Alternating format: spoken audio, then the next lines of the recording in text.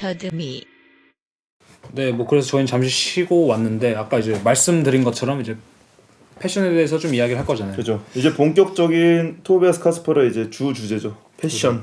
패션은 사실 토비아스 카스퍼의 되게 큰 주제고 또 패션을 넘어서도 사실 우리가 말하고자 하는 게 패션뿐만 아니라 패션의 이면에 있는 그 경제 논리들과 수많은 그런 레퍼런스들이랄까 뭐 그런 것들이 있는 건데 저희가 패션을 전공하는 게 아니니까 이게 뭐 저희가 무슨 패션 전공자 입장에서 아니고 패셔니스타 입장에서 이걸 패션을 얘기하자는 건 아니고 네. 좀 뭐 예술적인 관점에서 좀 인문학적인 관점에서 아니면 사회적인 현상의 관점에서 뭐 이런 걸 좀 분석하는 건데 사실 패션이란 게 그냥 옷 이렇게만도 말할 수는 없잖아요 사실. 그죠. 패션은 라이프 스타일이죠. 라이프 스타일이잖아요. 이제는. 네가 입고 다니는 옷이 뭘 보여주냐라는 연출에 대한 이야기죠.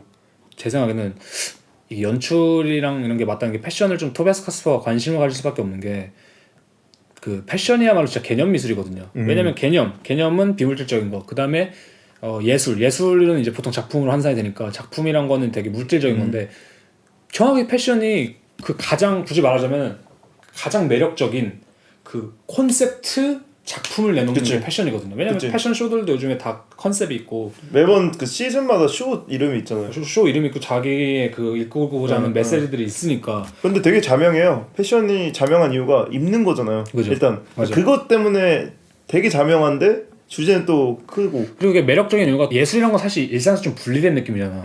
근데 패션이란 거는 말 그대로 일상에서 가장 가까이 있는 맞아요. 욕망할 수 있는 개념 미술이라는 맞아요. 형식이 있는 거지. 맞아. 그렇기 때문에 사실 당연히 건들 수밖에 없는 주제인 것 패션을 같아요. 건들 수밖에 없다.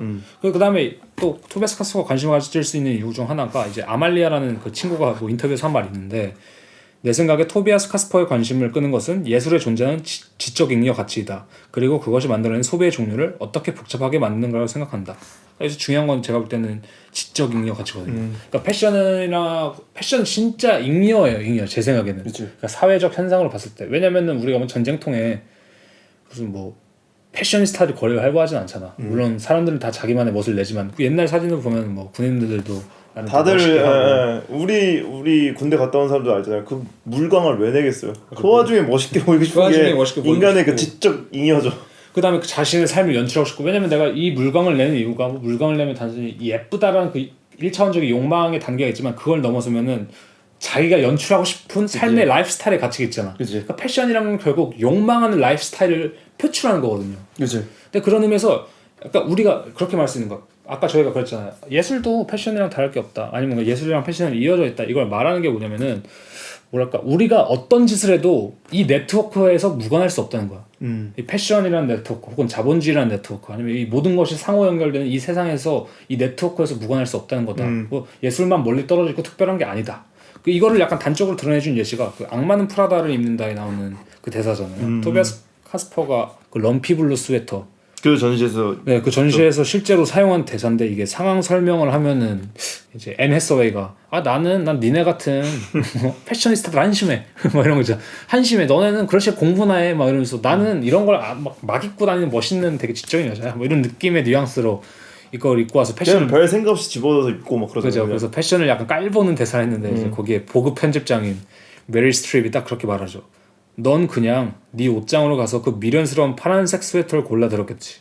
옷 따위에 신경 쓸 틈 없는 진지한 인간이란 걸 세상에 증명하고 싶어서 말이야. 하지만 네가 모르는 사실은 그 파란색은 그냥 파란색이 아니라는 거야. 그건 파란색 중에서도 터키즈라는 색이 아니라 정확히는 셀룰리언 색이지. 2002년에 오스카 데 라렌타가 셀룰리언색 이브닝 가운을 발표했고 다음에는 입생 로랭이 셀룰리언색 군용 재킷을 선보였지. 그러자 셀룰리언색은 급속하게 퍼져나가 8명의 다른 컬렉션에서도 등장하기 시작했고 이후에는 백화점을 거쳐서 네가 옷을 사는 그 끔찍한 캐주얼 코너로 넘어가게 된 거지. 그러니까 네가 입고 있는 그 파란색은 셀 수 없이 많은 일자리와 수백만 달러의 재화를 창출했어. 그러니까 근본적으로 너는 여기 패션계의 사람들이 골라준 색깔의 스웨터를 입고 있는 거야. 그러니까 이게 우리가 말하는 리얼 팩폭이네. 패션 우리가 단순히 패션이란 게 옷 이면에 있는 어떤 그 경제적인 논리, 삶의 논리, 욕망의 논리를 딱 함축하는 정말 약간 폐부를 찌르는 말이라고 생각이 들어. 일단 이걸로 그냥 사실 토비아스 카스퍼 편을 끊는 될 정도로 그죠. 이게 딱 잘 함축하고 있는 것 같아요. 맞아. 이 대사가 그러니까 토비아스 카스파르가 자기 작업을 통해서 보여주고 싶어하는 그 네트워크성이잖아요. 그죠. 아까 처음에 저희가 계속해서 오펜시가 설명했던 큐레이팅 얘기까지 나왔던 게 이 네트워크의 장을 보여주는 자본주의의 가장 명확한 산업이 패션 산업이다. 그러니까 저희가 아까 그 말했잖아요. 큐레이팅 그 시작이 그 페터 비르거가 그렇게 평했다고. 자기 비판의 단계.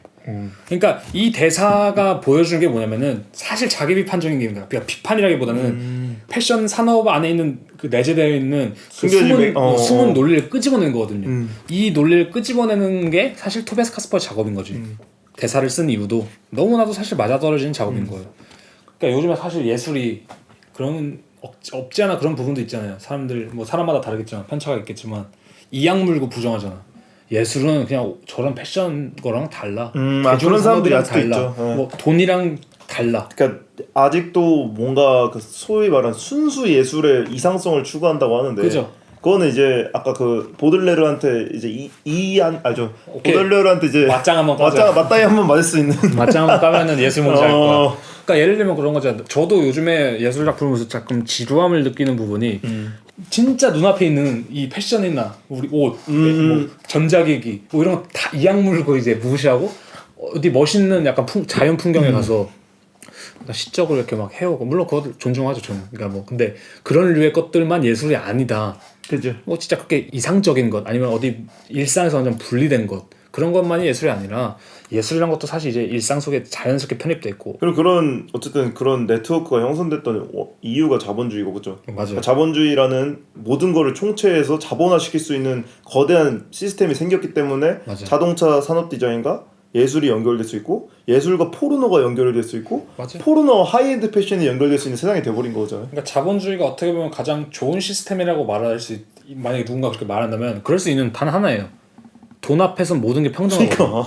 그러니까 모든 건 평등하다는 건 모든 건 이어질 수 있는 거고 모든 건 서로에게 영향을 미친다는 거야 사실. 예를 들면 뭐 비물질의 언제나 물질보다 뛰어나다라는 그런 뭐 어떤 그걸 기반으로 만들어낸 사회 시스템이 있다면은 비물질적인 게 언제나 위에 있을 수밖에 없지. 근데 돈은 언제나 평등하잖아요. 뭐 근데 사실 뭐 자본주의가 어떤 면에서 불공평하다라는 말은 있지만 부분도 있죠 당연히. 그거랑 별개로 부자가 1,000원을 내든 거지가 1,000원을 내든 그 1,000원 똑같은 거니까 어쨌든 간에는. 돈은 거짓말을 못하죠. 돈은 거짓말. 사람이 거짓말을 하지. 맞아.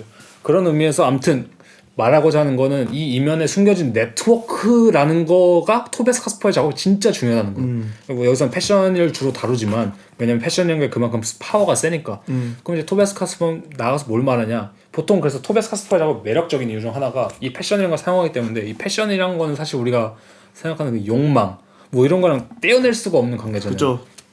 그래서 예를 들면 약간 욕망 이런 거에 대해서 확실히 생각을 해봐야 되는데 그래서 제가 이제 욕망에 관련돼서 좀 이야기를 하자면 갑자기 이제 너무 오펜 씨가 갑자기 끊어서 제가 좀 당황했는데 어쨌든 지금까지 얘기했던 게 이제 네트워크라면 그 네트워크 뒤에 오케이 패션 산업 뒤에 그 네트워크 숨겨져 있어. 근데 우리가 이걸 왜 샀냐? 그러니까 NSA가 그걸 지운 이유가 맞아. 보면 자기 생각에는 그냥 생각 없이 집었다고 생각했지만 그 이면에 어쨌든 욕망이 숨어 있단 말이에요. 그러니까 무언가를 선택하고 기호를 딱 짚는다는 것. 토베스 카스퍼가 작업이 그러니까 이걸 생각해야 돼. 멀리서 아니면은 그냥 저기 한 발짝 멀리 서서 야 이런 시스템 존재 이게 아니라 자신이 그 욕망의 생성 과정을 직접 약간 작업을 좀 보여줘요. 맞아. 그러니까 예를 들면 왜 에너세어가 그 파란색 스웨터를 집었는지까지가 작업인 거예요. 그죠. 토비아스 카스퍼. 그죠. 그 이면과 그리고 그 집은 이유라는 걸 볼 수 있고. 그죠. 비판 누구나 할 수 있지. 근데 이걸 시각적으로 구현해내는 게 토비아스 카스퍼의 기발함이랄까. 그죠. 그래서 이 욕망에 관해서 제가 좀 재밌는 이론을 찾았는데 제가 생각하기엔 더듬이를 하면서 가장 많이 언급된 철학자 중 하나가 이제 오펜 씨에 의해 언급된 하나 자크 라캉이라고 보거든요. 네, 자크 라캉의 이제 대타자 소타자의 개념과 어떻게 보면 굉장히 유사하다고 볼 수 있어요. 이게 이제 르네 지라르라는 철학자의 욕망 이론인데 이게 욕망의 이 지라르의 욕망 이론에서 이름을 좀 지라르의 욕망 이론에서 이제 욕망의 삼각형이라는 게 있어요. 그러면서 동시에 이제 낭만적 거짓이라는 게 있는데 이게 뭐냐면은 이렇게 생각하는 거예요. 쉽게 말해서 내가 어떤 쇼핑을 하면서 무언가를 집는다는 것, 내가 뭔가를 사는 게 나의 순수한 욕망이 아니라는 거예요. 그러니까 내가 욕망하는 것은 사실 순수한 욕망이 아니라 무의식적으로 이 자본주의 사회에서 영향받은 것들에 대한 결과적인 욕망이거든요. 뭐 예를 들면 누가 SNS에서 이 집 맛있어요. VJ 특공대도 그런 나에 대한 영향을 끼치는 거고, 영향을 끼치지. 뭐 당연히 뭐 여러 사람들의 리뷰라든지 평점이라든지. 그리고 더 현대적으로 생각하면 그냥 유튜브에 뭐 먹방, 그냥 먹방 보고 치킨 먹으면 치킨 먹고 싶잖아. 그죠. 그런 식인 거죠. 그러니까 이런 것들이 계속해서 나에게 나의 욕망이라는 것에 그 뭐라 하죠? 영향을 미치고 이 낭만적 거짓자들은 이렇게 생각하는 거예요. 아니야, 나 내가 원하는 욕망이야. 이 트렌드는 내가 따르는 거야. 그러니까 이런 식의 자기 부정을 계속해서 하는 거죠. 그렇죠. 그래서 예를 들면 그런 거 있잖아요. 그러니까 유행하는 백을 사서 누가 봐도 아니면 유행하는 옷을 입고 있으면 야, 너 그거 유행하는 거 아니냐? 아니 이거 내가 원래 좋아했던 스타일인데. 뭐 이런 거 있잖아. 그런 거 비슷한 거죠. 그죠. 그래서 이 매개자라는 게 있어요. 이 욕망 이론에서. 그러니까 욕망의 매개자라고 하죠. 이 두 종류로 나뉘는데 외적 매개자와 내적 매개자가 있어요. 그러니까 외적 매개자는 가장 극단적인 예로 예수님이라든지 부처님이라든지 아인슈타인이라든지 뭐 오늘날에는 뭐 스티브 잡스 같은 다다를 수 없는 이게 다다를 수 없는 그러니까 내가 욕망조차를 품을 수 없는 동경의 대상이 돼버린 거야. 내가 아인슈타인을 꿈꾼다고 해서 아인슈타인이 될 수 없는 것처럼 뭔가 그런 식의 너무나 거리가 먼 대상이잖아요. 네. 반면에 이제 자본주의 사회에서의 중요한 매개자가 반대로 이제 내적 매개자예요. 이 내적 매개자는 결국에는 속담으로 따지면 사촌이 땅을 사면 배가 아프다고 하잖아요. 그치. 옆에 있는 애. 이게 뭐냐면 내 옆에 있는 사람이에요. 그러니까 내가 항상 어딘지 다다를 수 있고 내가 얘가 사 입는 것처럼 똑같이 사 입으면 나도 그렇게 힙해 보일 것 같아. 그치. 그러니까 뭔가 이런 사람들을 이제 내적 매개자라고 하거든요. 이거를 약간 아까 제가 방금 말한 맥락으로 말하면 그것도 되겠네요. 제가 예술은 그렇게 멀리 떨어져 있는 게 아니다 라는 맥락으로 좀 바라봐도 그쵸. 왜 그렇다면 토비아스 카스퍼자가 매력적인지를 설명할 수가 있잖아. 그러니까 옛날에는 예술을 생각하고 뭐 신적인 무엇인가를 생각한다거나 거리가 멀었는데 먼 게 매력적이었다면은 요즘엔 오히려 내적 매개라고 해서 내 옆에 있는 애가 저렇게 입고 있으면 나도 저렇게 하고 싶으니까 더 욕망할 수 있는 대상이 되는 거지. 그죠. 그렇게 해서 보면은 오늘날에는 이제 SNS나 뭐 인터넷이 결국에는 그 아까 아케이드 프로젝트 얘기했던 파사주잖아요. 그러니까 내가 갖고 싶은 상품이 저 유리창 안에 넘어 있어요. 근데 이게 이제 손 안에 있고 그걸 입은 애들이 활보하는 걸 과거에는 아케이드로 가서 봤어야 되는데 이제 내 눈앞에서 돌아다녀. 근데 얘네는 나보다 키 한 20cm 좀 더 크고 나도 머리 멋있게 자르면 좀 약간 비슷할 것 같은데 라는 그런 이상한 욕망을 건드린단 말이에요. 그죠. 근데 내적 매개자의 문제점이 뭐냐면 결국에는 내가 얘를 욕망하는 동안 얘도 사실 날 욕망하는 부분이 있다는 거예요. 서로 욕망. 네. 그래서 우리가 서로가 욕망하게 되면 재활용 문구 마냥 서로 똑같이 물고 빨고 되는 거예요. 그리고 서로 요즘엔 그래서 그런 분석도 있잖아요. 다 우울하다 이게 말하는 게 다 그냥 뭐라고 하면 난 이렇게 안 생겼는데 뭐 이게 보정을 많이 넣어서 넣고 하면은 진짜 쟤 왜 이렇게 잘생겼지? 그럼 나도 저걸 따라해. 그럼 나도 또 저렇게 넣어. 너 반대쪽에서는 또 똑같은 거야. 쟤도 잘생겼네. 쟤도 예쁘네. 뭐 이런 식으로 하니까. 맞아. 근데 이게 앤 해서웨이가 뭐 욕망한다는 것도 그렇겠지만 이 내적 매개자의 욕망의 자본주의 사회에서 가장 문제점이 뭐냐면 결국에는 남는 게 다 똑같은 애들인 거예요.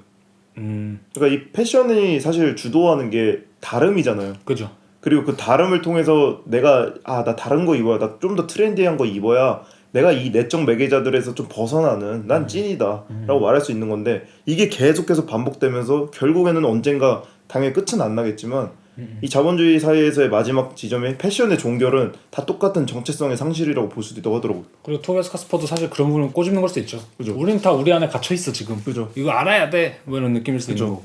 그래서 이게 재밌다니까요. 이 욕망의 시대라고 하잖아요. 이 자본주의 시대를. 근데 이 욕망의 시대에서 우리가 욕망하는 게 뭔지도 모르는 거예요. 그지. 이 자본주의에서 한 번쯤 질문을 던져보셨나요? 내가 왜 살로몬 신발을 샀는지? 전 원래 그런 스타일 좋아했거든요. 이러면 이제 낭만적 거짓말. 내가 왜 에어포스를 샀겠어? 난 이거 사실 욕망은. 근데 내가 알게 모르게 영향받는 힙합 스타라든지, 그러니까 뭔가 여론가가 있다. 그러니까 더 이상 사실 그 근원을 찾아보면 내가 왜 힙합 스타를 좋아하는지도 모르는데 이 힙합 스타도 자기가 이걸 왜 신었는지 몰라. 그러니까 약간 토비아스 카스퍼의 작업을 보면 그런 느낌도 좀 있네. 지금 보는 나서 인정해, 빨리 인정해. 너 있잖아. 네 거 아니란 거 인정해. 그죠. 빨리 인정해. 뭐 이런 느낌 있잖아. 그죠. 그런 것이 있죠. 그래서 재밌는 게 이제 토비아스 카스파라가 작업을 했던 것 중에 제목이 이제 블링링이라는 제목의 작품이 있어요. 네네. 이 블링링이 또 재밌는 게 실화 기반으로 한 다큐멘터리 영화의 제목이랑도 똑같거든요. 네네. 이게 어떤 내용이냐면 미국에서 이제 벌어졌던 사건인데 10대 청소년들이 SNS로 이제 여러 스타들 뭐 페리스 힐튼이라든지 톰 크루즈라든지 메간 폭스라든지 이런 할리우드 스타들이 일정을 알게 된 거예요. 얘네가 어디 가고 이걸 다 알게 되니까 얘네들이 없는 날에 그 집에 몰래 도둑질을 해가지고 거기서 이제 명품들 싹 갈아치고 훔치고 자기네들이 그걸 똑같이 따라 입고 그 다음에 그걸 이제 심지어 페리스 힐튼 집에 풀장에서 사진 찍고 그걸 또 이제 인스타나 이런 SNS에 올린 거예요. 개념이 없네. 근데 그걸 보고 또 다른 매개자들 10대 청소년들이 와 얘네 존나 멋있다. 얘네 돈 존나 많은 부자들인가 보구나 라고 착각해서 얘네들의 팔로워 수가 또 급속히 늘어나서 얘네가 또 인플루언서가 된 거예요. 특이하다. 네, 근데 나중에 어쨌든 경찰에 이제 잡히고 나서 딱 이렇게 호송되고 뭐 이렇게 잡혔지만 그때도 얘네들이 좀 했던 태도들이 약간 당당한 거 알죠? 그지. 아 우리는 어쨌든 트렌드를 한번 이끌었다. 우리가 한번 인플루언서가 됐다. 맞네. 그런 식의 이제 영화인데 이 영화에서의 배우들이 뭐 여러 명 있었지만 제가 생각해 토비아스 카스파르가 이 영화에서 작업을 쓴 방식이 보면은 이제 뭐 아이패드에 비치는 헤르미온 누구죠? 엠마 왓슨 얼굴이라든지 엠마 왓슨이 거기서 이제 주연은 아니지만 조연으로 연기를 했거든요. 네네. 그건 영화의 장면에 스틸컷을 좀 잘라낸 것 같아요. 네. 이런 부분이 딱 그런 것 같아요. 이 블링링이라는 영화가 다루고 있는 소재가 있지만 그 블링링 영화 자체가 보여주는 또 욕망시키는 무언가. 그쵸. 뭔지 아시겠어요? 맞아요. 그러니까 또 한 번 매개된 무언가를 맞아. 예술이라는 장르 안에서 크로핑해가지고 사진 있잖아요. 그러니까 이런 거예요. 약간 예를 들자면은 이 블링링이라는 영화 자체는 이 시대 SNS에 뭐 하고 뭐 트렌드와 뭐 인플루언서에 대한 어떠한 메시지를 담고 있는 다큐멘터리라면은 이걸 한 번 더 밖에서 보면은 그러니까요. 더 체계적인 이야기가 되는 감각이 좀 있다고 생각하거든요. 그게. 그러니까 예를 들면 그냥 그런 비판은 누구나 할 수 있어. 외부에서의 비판인데 그건 내가 볼 때 그건 비판을 누구나 할 수 있는데 아까 말했잖아요. 토비아스 카스퍼는 거길 또 들어간다고. 맞아요. 근데 중요한 건 왜 이게 재밌냐면 이 예술 작품이란 것도 결국에는 이 남의 집에 가서 금고를 터는 거랑 비슷한 걸 수도 있는 거야 사실. 그러니까 그쵸. 날 욕망하게 만들어야 되니까. 맞아. 그러니까 결론적으로 토비아스 카스퍼는 이 블링링이라는 영화를 사용해서 작업을 했어. 근데 그 작업은 사람들한테 사랑을 받아야 되고 욕망을 받아야 되는 작품인 거야. 웃긴 게 이 블링링 영화 자체가 그런 되게 발칙한 사건을 꼬집는 영화거든요. 맞아. 근데 거기에 엠마 왓슨을 고용했다는 것 자체가 좀 모순이지 않나요? 그러네. 그 이야기가 나오더라고요. 어떤 사람이 이제 블로그 같은 데 리뷰를 쓰면은 조금 슬픈 점이라고 보면 굉장히 좀 자본주의나 여기서조차도 이 영화의 흥행이나 어떤 스펙타클을 위해 엠마 왓슨이라는 엄청난 배우나 다 주연 배우들이 어쨌든 이쁘장할 거 아니에요. 그죠. 잘생기고 모델들 그러니까 배우들이니까 그지. 뭐 그런 점에서 이제 이것이 이게 뭐냐 이게 어쩌면 감독의 의도일 수도 있겠지만 그죠. 모르는 거죠. 그러니까 이런 자본주의 시스템 자체가 참 웃긴 거죠. 맞아. 그래서 제가 설명한 것처럼 이게 확실히 토비아스 카스퍼 작업의 특징인 것 같아요. 그러니까 이런 다큐멘터리도 작업이잖아. 사실은 영화 다큐멘터리 영화도. 근데 이거의 문제점은 이걸 외부에서 그냥 비판하는 수준인 거야. 얘네 맞아요. 이래서 이상해. 근데 토비아스 카스퍼는 거기서 한번 다시 자기가 들어가서 맞아. 내 작업도 이거랑 똑같다라는 거 오히려 역설적, 그러니까 보여주면서 체감되는 거죠, 사실. 맞아요. 이 새끼가 다를 게 뭐야? 블링링을 통해서 지가 작업을 해서 뜨기 위함에 뭐 이렇게 이런 건데 욕망되는 대상을 만든 건데 그럼 이 새끼들 다를 게 뭐야? 근데 이거를 전면에 드러내는 게 약간 토비아스 카스퍼의 작업인 것 같다. 저는 저희가 어제도 막 얘기했지만 토비아스 카스퍼의 작업에서 재밌는 점은 그거예요. 동일시라고 생각을 하거든요. 그러니까 내가 그냥 그 안으로 들어가 버리는 거예요. 죽음을 겪고 싶으면 죽음의 현장에 가봐야 된다. 막 이런 얘기처럼 토비아스도 호랑이 골 좋은 말이네. 그러니까 토비아스는 패션계나 이 자본주의의 이 메커니즘을 보여주기 위해서 자기 자체가 그냥 패션이 돼버린 거예요. 비밀의 숲 보셨나요? 맞죠? 비밀의 숲에서도 이건 약간 스포가 될 수 있는데 이거 예. 그런 캐릭터 있지 않던가네. 네, 그죠. 그런 악의 속을 들어가는 그런 느낌이에요. 그런 느낌이에요, 진짜. 그래서 제가 이제 재밌던 게 패션을 생각했을 때 뭐 댄디룩, 뭐 시크룩, 뭐 빈티지룩, 뭐 에스닉룩 종류가 많잖아요. 엄청 많죠. 근데 그 중에 저는 토비아스 작업에 굉장히 어울리는 패션을 하나 발견했던 생각인데 이게 바로 놈코어룩이거든요. 맞아, 놈코어룩. 놈코어룩 제가 생각해 오펜씨도 살짝 놈코어룩 스타일이에요. 저도 약간 놈코어룩. 약간 알죠? 포인트로 주고 싶어하는 자기만의 그게 있잖아요. 심지어 이게 욕망이라는 게 무슨 게 뭔지 알아요? 나도 그런 룩을 좋아하잖아. 예를 들자면 이 수준이 되니까 어떤 생각이냐면 놈코어란 단어도 너무 멋있어. 놈코어 단어 멋있어요. 그죠? 사실 되게 마음에 든다. 이거 좀 간지나요. 그다음 솔직히 그것도 되게 중요할걸요. 이게 놈코어가 아니라 뭐 그냥 이상한 이름이었으면 안 좋아했을 수도 있는데 또 놈코어니까. 그러니까 놈코어룩의 대명사의 브랜드가 뭔지 아시나요? 유니 땡땡? 유니클로랑 스파 브랜드예요. 지오다노, 지오다노, 뭐 스파오 뭐 이런 식인데 이 놈코어라는 게 모르시는 분들의 설명을 하자면 놈코어는 로고가 드러나지 않는 그런 거죠. 맞아요. 그러니까 보면은 유니클로도 보면은 이 마크가 사실 딱히 없잖아요. 없죠. 되게 무난해. 나쁘게 말하자면 무난한데 좋게 말하자면 거기 안에서의 포인트를 줄 수 있는 부분이 있는 거예요. 맞아. 이 놈코어라는 단어의 어원도 재밌는 게 이게 윌리엄 깁슨의 이제 패턴 인식이라는 소설에서 나오는 용어인데 이 케이스라는 주인공이 약간 트렌드 세터예요. 이 사람이 이제 쿨 헌터로 일하거든요. 쿨 헌터. 쿨한 곳을 찾아내는 헌터. 쿨한 곳을 찾아내는. 그러면서 이제 패션계 이제 세계의 트렌드를 이끌어내는 사람인데 얘의 특징이 뭐냐면 자기 옷에 붙은 그 로고를 가위로 잘라내요. 근데 이게 되게 토비아스 작업도 비싸잖아요. 네. 아 그래도 재밌는 게 사토리얼리스트라고 아세요? 그 되게 유명한 패션 블로거. 그 사람도 옷은 진짜 완전 놈코예요. 이세이 미야케도 그렇잖아요. 아 그런가? 아무튼 얘가 재밌는 게 항상 검은색 티셔츠에 회색 스웨터랑 이제 펑펑한 리바이스 501 청바지만 입거든요. 그러니까 기표를 싹 죽이고 나를 드러내겠다라는 느낌으로 해서 결국 이 평범함을 뜻하는 놈이랑 이 강경함을 뜻하는 코어가 합쳐서 이제 놈코어라는 단어가 나온 건 말이에요. 이제 그 토비아스 친구들 중에 K 홀이라는 잡지 창단한 자들이 있어요. 예, 그 사람들이 미국의 이제 트렌드를 좀 연구했던 사람들인데 이 사람들이 놈코어를 되게 중요하게 했던 게 뭐냐면 놈코어를 이제 기표에 의한 탈진이라고 봤거든요. 그러니까 내가 욕망하는 걸 원하다 보니까 계속해서 브랜드를 찾고 그러다 보는데 힘들지. 이게 힘든 거예요. 그래서 저는 어쩌면은 저도 그게 있어요. 그러니까 왜냐면은 이게 어떤 느낌이냐면은 마크가 새겨진 거는 아니면 뭐 이름이 써 있거나 뭐 샤넬, 뭐 구찌 이런 거 있잖아요. 뭐 아니면 뭐 노스페이스 이런 거 많잖아요 요즘에. 근데 그런 걸 사면은 이게 유행이 지나가면 더 이상 입을 수가 없게 되겠다. 그거에 대한 두려움 때문에. 그거에 대한 두려움이 있거든 확실히. 아니면 그걸 하려면은 매번 내가 바꿔야 되잖아. 그치. 그런 게 이제 아니면 그것도 있어요. 마크가 붙어 있다는 건 나의 정체성을 어떻게 보면 세게 드러낼 수 있는 방법인 거죠. 맞아. 그러니까 그거를 하기 싫은 거죠. 맞아요. 뭔가 정체성을 드러내야 되는데 뭐 대놓고 드러내긴 싫어. 은은하게 드러내고 싶어 할 때 나왔던 이제 패션 방식이 이제 놈코어잖아요. 그러니까 놈코어 하면 이제 대명사가 사실 스티브 잡스예요. 그죠. 스티브 잡스가 항상 그 12년 동안 매번 이제 구글 프레젠테이션 때도 보면 아시겠지만 목폴라랑 이세이 미야케 목폴라에 리바이스 501에 뉴발란스잖아요. 근데 이제 한국에서 놈코어 열풍이 불었던 이유가 사실 스티브 잡스예요.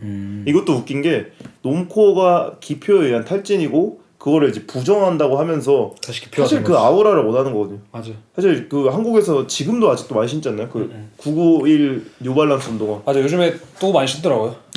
요즘에는 좀 더 예쁘게도 많이 나와서 계속 발전하고 있고 해서 예쁘더라고. 저거 다시 봐도. 근데 스티브 잡스의 그 맛이랑 또 다르긴 하죠. 확실히. 이게 저는 이렇게 생각했어요. 놈코어라는 것도 사실 놈코어가 유행한 이유가 기표를 죽인다고 말을 이건 명목이지만 사실 스티브 잡스처럼 되고 싶은 것도 있거든요. 맞아요. 왜냐면 그러니까 스티브 잡스 정도의 인플루언서가 어떤 옷을 입던 그거는 꽤나 유명한 스타일이 돼요. 그리고 저도 약간 놈코어를 추구하는 이유가 그거예요. 많은 디자이너들은 놈코어룩이거든 사실. 이것도 이제 욕망에 중독된. 욕망에 중독된 거죠. 그러니까 이것도 이제 토비아스 카스파르의 작업 방식이 바로 그냥 놈코어로 생각한단 말이에요. 저도 기표를 없앴지만 그 기표를 없애면서도 이면이 드러나는. 이게 막 제가 말하는 딱 그걸 아까 전에 블링링 할 때 분석이랑 비슷한 것 같은데, 그러니까 그 약간 그렇게 될 수 없다는 걸 보여준 것 같기도 해요. 토비아스 카스파르. 나도 이걸 뭐랄까 비판하고 이거를 그 외부로 나가고 싶지만. 쉽게 말하면 나는 이 탈 장르를 하고 싶지만 결국 또 예술 안으로 다시 탈 장르화 된다. 뭐 이런 맥락이랑 좀 비슷한 게 아닐까. 그러니까 보면은 이제 예를 들면 브랜드 로고 안 보이는 광고 사진 같은 사진 있잖아요. 토비아스 찍은 것들. 네네. 되게 테니스장이라든지. 맞아요. 뭐 그런 것들이라든지 아니면 옷감을 확대해서 찍은 게 있어요. 그러니까 어떤 옷인지 보이지 않고 그냥 그 옷감에 이제 이런 매무새 부분만 보여주는 것들. 이런 것들이 저는 약간 어떻게 보면 놈코어스럽다고 하거든요. 그러니까 당연히 거기서 보여야 할 때 어떤 대상의 기표라든지 그런 게 싹 빠지고 그냥 확대되는 것들 그럼 아니면 크로핑한 사진들. 그러니까 저는 이걸 이따가 한 번 더 말하긴 할 것 같은데 토비아스의 작업이 되게 좋은 이유가 그거 같아요. 뭐냐면은 예를 들면은 이거를 그냥 광고 회사에서 쓰면 광고가 되잖아요. 예를 들자면 뭐 옷 매무새 이렇게 뭐 놈코어에 대한 광고가 될 수도 있고 뭐 아니면 블링링 영어에 대한 광고가 될 수도 있고. 근데 이거를 웃긴 게 예술이란 장르의 유니크함을 토비아스는 거의 찾는 것 같아요. 예술이란 이름을 달고 내가 이걸 하면은 이거는 진짜 메커니즘에 대한 비판과 분석이 되지 그 시스템 내에 역설적으로 빨려 들어가지 않는다. 내가 이거 완전 빨려 들어가 있어도. 맞아. 이게 재밌는 게 그거라니까요. 뭐 아우라라는 이야기 항상 나오잖아요. 미술하면 나오고 패션에서 그런 게 사실 롱코어 룩을 사람들이 입은 이유가 스티브 잡스의 아우라를 갖고 싶어서요. 그렇죠. 그리고 미술 작품에서의 뭐 발터 벤자민도 항상 얘기했지만 예술 작품의 원본이 주는 아우라가 있잖아요. 근데 이거를 토비아스 카스파르가 패션과 예술을 하나에 합쳤을 때 그러니까 토비아스 사진 작업은 원본 작업이란 말이에요. 어쨌든 그죠. 이게 사진이든 말든 저희가 앤디 오월 그 프린팅 보면서 어쨌든 이게 원본이랑 그러니까 아우라가 느껴지잖아요. 그러니까 뭔가 그런 것들을 합쳤을 때 그러니까 내가 욕망하고 있는 이 패션 사진 같은 것이 이 패션 사진 같은 것 때문인지 아니면 이게 작업이라서 그런 건지 저는 이걸 약간 헷갈리게 만드는 것 자체도 토비아스 카스파르의 전략 같다는 거죠. 그래서 실제로 토비아스 카스퍼가 뭐 당신의 작업의 뭐 목적이 무엇이냐 뭐 이런 거라고 했을 때 또 그의 친구가 대답을 하는데 대변인이 있군요. 대변인이 있어. 벌써 걔 친구가 딱 그렇게 해요. 토비아스 카스퍼는 그 인비트윈 롤을 되게 즐기는 것 같다. 어디에도 속하지 않는 롤. 그러니까 예를 들면 토비아스 카스퍼가 연기자라면 당신 지금 무슨 연기를 하고 있나요? 라고 하면 난 중간 어딘가에 있는 연기를 하고 있어요. 라고 말할 것 같은 그런 포지션을 되게 취한다고 말을 하거든요. 아니 이런 느낌이죠. 당신은 어떤 연기를 하고 있나요? 아 저는 이런 인터뷰에 대답하는 연기를 하고 있는 사람입니다. 오 그러니까 그럼 이상하잖아 그게. 약간 페이크 다큐 같기도 하고 확 맞아요. 딱 그 말이 페이크 다큐네. 딱 그 말이 맞는 것 같아요. 나는 지금 인터뷰를 응하는 연기를 하고 있다라고 했을 때 이게 진짜인가 가짜인가. 그치. 그러면은 연기 자체에 대한 아니면 어떤 인터뷰 자체에 대한 메타적인 되게 사색이 가능해지거든요. 그쵸. 그때는 거기서 이제 자기가 토비아스 카스퍼가 가지고 있는 개념적인 약간 비판성이 이제 그쵸. 부상하는 거고. 그쵸. 예. 근데 어쨌든 이런 거를 얘기를 하면서 뭐 욕망이다 그리고 뭐 놈코어다 얘기를 했지만 이 패션계에서의 가장 큰 변화 동시에 그리고 욕망이 따르는 방식이 이 속도잖아요. 그래서 속도. 저희가 패션하면 사실 트렌드라고 얘기한 게 트렌드라는 게 가장 최신의 것이잖아요. 그죠. 그 패션이 보여주는 게 가장 트렌드한 건데 우리가 도대체 욕망의 속도를 어떻게 따라잡아야 되냐. 뭐 예를 들면은 올해 컬러가 뭔지 아시나요? 올해는 모르겠는데. 올해 이 컬러가 이제 회색과 노란색이란 말이에요. 회색과 노란색. 그러니까 회색이 올해 컬러로 지정된 게 9년 만인가 그렇대요. 이런 무채색이 잘 지정이 안 된대요. 근데 이제 노란색과 팬톤에서 하는 거 말하는 네, 팬톤에서 하는 거. 근데 이게 지정이 되면은 가장 먼저 이거에 반응해서 나오는 데가 어딘지 아세요? 패션? H&M이에요. 그러니까 뭔가 그런 식으로 걔네들이 진짜 빠르게 만들어내잖아요. 그치. 이 스파 브랜드의 강점이 뭐냐면 기표가 없으니까 그냥 연락 빨리 만들어내면 되는 거예요. 그리고 심지어는 그런 생각 들어요. 팬톤이 그 색깔을 미리 선정했다고 해도 팬톤조차도 어디서 지금 영향을 받고 있을 거니까. 팬톤이 뭐 하이엔드 패션 브랜드에서 받을 수도 있고. 그죠. 뭐 예를 들면 뭐 댐나나 누가 이렇게 살짝 나 노란색이 좋아.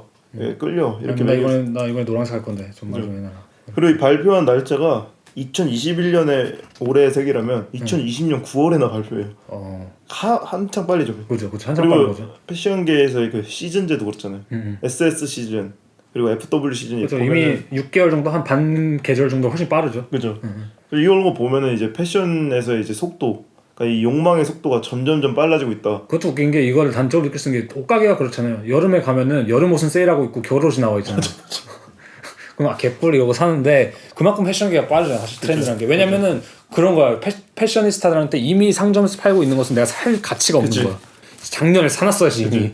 그런 맥락인 거죠. 미술도 보면은 미술이 가장 그 모더니티를 뭐 드러내야 되는 거 역할을 해야 된다라고 했으면은 과거에는 그래도 마부나 창녀를 그리는 정도로 따라잡을 수 있었어요. 맞아. 근데 지금 따라잡으려면은 미술이 따라잡을 수 있는 생각이에요. 그러니까 미술이 맞아요. 과거에는 트렌드를 이끌었다면 이제는- 지금 패션에 밀리는 이유가 그것 때문에 이 속도를 못 잡아가요. 맞아. 미술은 진짜 그 속도가 너무 빠르니까 아니면 그렇기 때문에 오히려 미술은 그래서 난해한 길을 택해야 되는 것도 맞죠. 그럴 수도 있고. 예를 들자면 토비아스 가스파르가 머리가 좋다고 생각한 게 그거라니까요. 이 패션을 미술로 삼았다는 것 자체가 맞아. 언제든 트렌드에 맞춰서 할 수 있는 거예요. 어떻게 보면. 그다음에 그걸 비판하면서 또 자기는 그 앞에 있는 듯한 느낌을 좀 줄 그런 수도 느낄 있고. 맞아요. 실제로 잡지라는 거나 이런 것도 보면은 막 토비아스 카스퍼도 잡지를 발행한다거나 이런 것도 보면은 잡지도 사실 정보 전달의 역할이고 뭔가 잡지라는 게 사실 보통 그렇잖아요. 뭐 트렌드라든지 어떤 사회 경향에 대한 어떤 정보를 맞아. 주기 위함인데 그렇다는 것은 잡지라는 것은 어떤 트렌드에 대한 이해를 가지고 있고 아니면 어떤 주도권을 가지고 있고 뭐 그렇기 때문에 잡지라는 형식이 뜨고 있는 게 아닐까? 뭐 젊은 작가들 입장에서도 뭐 악마는 프라다를 입었다의 모델인 그 안나 윈투어라고 하잖아요. 네네 미국 보그 편집자. 네, 맞아요. 이 사람이 일화가 많은 게 아시죠? 심지어 이 사람이 참석을 못 한다고 해서 패션 시즌이 미뤄진 적이 있어요. 맞아요. 그러니까 이 잡지나 패션이나 연관을 될 수밖에 없는 게 그다음 그런 거 있지 않나요? 안나 윈터가 뭘 하면 그거 컬렉션 성공이고 네, 그런 식으로 안나 윈터가 거기에 이제 코멘트를 달았다. 아니면 갔는데 안나 윈터가 이렇게 앉아 있다. 그럼 이번에 발렌시아가에서 이제 갑작스럽게 인스타 라이브를 켰단 말이에요. 네. 제가 그걸 우연히 봤어요 생방송으로. 그 이제 심슨이었거든요. 근데 거기에 보면은 안나 윈터가 또 나와요. 안나 윈터가 거의 심슨 캐릭터로. 네, 아니 그 심슨 캐릭터 안나 윈터가 있어요. 그 자기 그 트레이드 마크 있잖아요. 그렇게 해서 딱 안나 윈터가 앉을까 말까 고민하다 싹 앉거든요. 그러니까 그게 힙해지는 거. 그래서 이제 사람들 막 이래요. 저 fucking 어글리 막 이래요. 저 패션 보고 됐나 그 패션 누가 이렇게 걸어 나오는데 발렌시아. 근데 안나 윈터가 I think it's so cool 이래요. 다 이제 쿨하다고 생각한 거지. 갑자기 다 핸드폰도 찍어요. it's cool 이러면서 그런 부분이 나오더라고. 맞아요. 근데 그거를 발렌시아가에서 심슨을 이용해 만들었다? 라는 부분이 웃긴 거죠. 그다음에 이것도 되게 웃긴 게 뭐냐면은 이제 패션 브랜드라는 게 더 이상 패션을 생산하는 게 아니라 이렇게 애니메이션을 생산하기도 하고 맞아.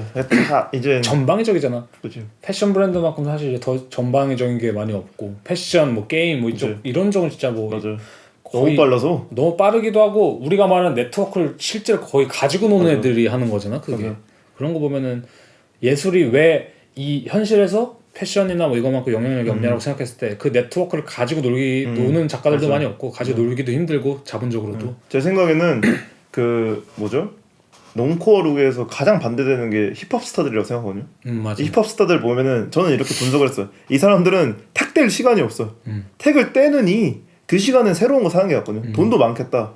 그리고 택 떼는 시간에 까딱하면 트렌드가 바뀌는 세상에서 그냥 이거 계속 그냥 있는 거잖아요. 그리고 제 생각 그것도 있는 거 택을 막 안 떼는 이유 중 하나가 이게 그만큼 프레시하고 지금 당장에 새 거, 것이다. 이게 그만큼 새 거다. 이게 사실 그거에서 나온 거예요. 이제 가난한 흑인 힙합 옛날에 그 사람들이 성공의 상징으로 올백 에어포스에다가 택 달린 스냅백이거든요. 네네, 맞아요. 택 달린 스냅백이고요. 나 이거 방금 산 거 같은 프레시함을 항상 가지고 있어. 뉴에라도 이거 절대 떼면 안 된다고 그거 뗐다가는 이제 보들레르한테 또 다시 보들레르. 그런 것처럼 보면은 패션 얘기를 하면서 나중에 또 힙합 얘기를 잠깐 하겠지만 진짜 빠질 수 없는 게 이 트렌드의 속도를 지금 주름잡고 있는 게 이제 패션과 힙합. 그죠. 패션과 힙합 뭐 그다음에 그래서 보면은 뮤직비디오 뭐 이런 것도 막 스타일이 너무나도 많이 빨리 바뀌고 막 그러잖아요. 맞아요. 근데 그런 것도 진짜 사회적인 그런 것들과 되게 많이 연관이 돼 있고, 맞아요. 뭐 어떤 뮤직비디오 어떤 미학을 쓰느냐에 따라서 진짜 패션 뭐 동향도 바뀔 수 있을 것 같은데 제 생각에는. 그죠. 뭐 영떡 보세요. 영떡이 진주 목걸이 하고 다니니까 자기 좀 세련됐다라고 생각하는 사람들 중에는 뭐 진주 목걸이 하는 사람도 많잖아요. 그리고 우리가 그런 얘기 해볼 수 있잖아요. 저번에 어제 얘기했던 것처럼 맷갈라.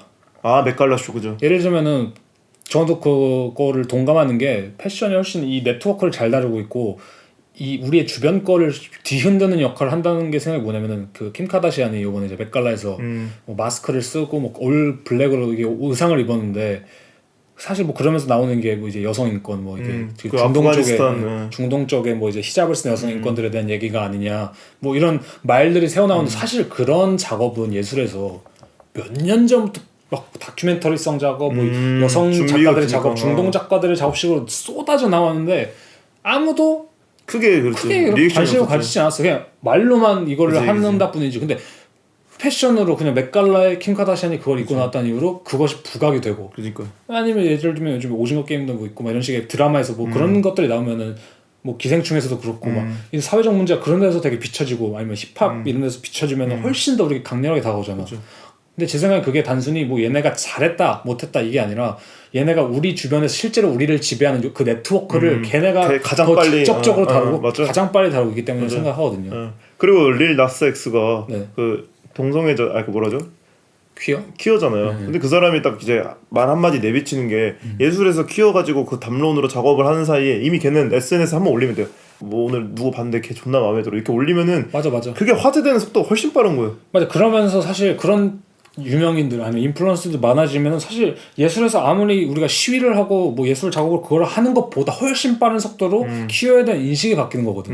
근데 그런 점에서 만약에 내가 진짜 정치적인 작업을 하고 내가 진짜 무슨 어떤 사회적인 메시지를 던지고 싶은 작업을 하는 데 있어서 구시대적인 아니면은 이 네트워크라고 해야 될까? 실질적으로 이 주변을 장악하고 있는 패션이라든지 뭐 그치. 대중문화를 그거를 애써 무시하고 그냥 나의 메시지를 예술적인 방식으로 푼다? 라는 건 사실 제가 볼 때는 좀 시대착오적일 수 있겠다. 더 정신 차려야 되는 세상이 될 수도 있어요. 그러니까 맞아. 진짜 미술이 어떻게 해야 되냐에 대한 그냥 기로점이라 생각하거든요. 미술이 사실 자아 먹히는 순간에 올 수도 있다 생각을 한단 말이에요. 그죠. 어쩌면은 그래서 토비아스가 좀 영리한 방식이라고 생각하는 게 내가 호랑이 굴에 들어가 있을게. 근데 호랑이 들어가 있는 거를 내가 지금 보여주고 있잖아. 그리고 그게 내 작업이야 이런 식으로. 아까도 말했던 것처럼 그냥 그 토비아스 카스퍼가 진짜 영리한 게 이 네트워크를 자신이 사용하면서 자신을 그 위에 둬요 스스로가. 그러니까 방식이 아까 그랬잖아요. 왜냐 뭐 블링블링 하면서 이걸 다시 크롭해서 이걸 개념 작업을 하는 순간 그치. 되게 그 다양한 메시지가 생성이 되고 거기서 그 뭐랄까 단순히 이걸 비판이 아닌 한층 더 위에 있는 맞아요. 수준의 그 비판으로서 스스로를 격상시킨다. 맞아요. 뭐 이런 맥락이 좀 있죠.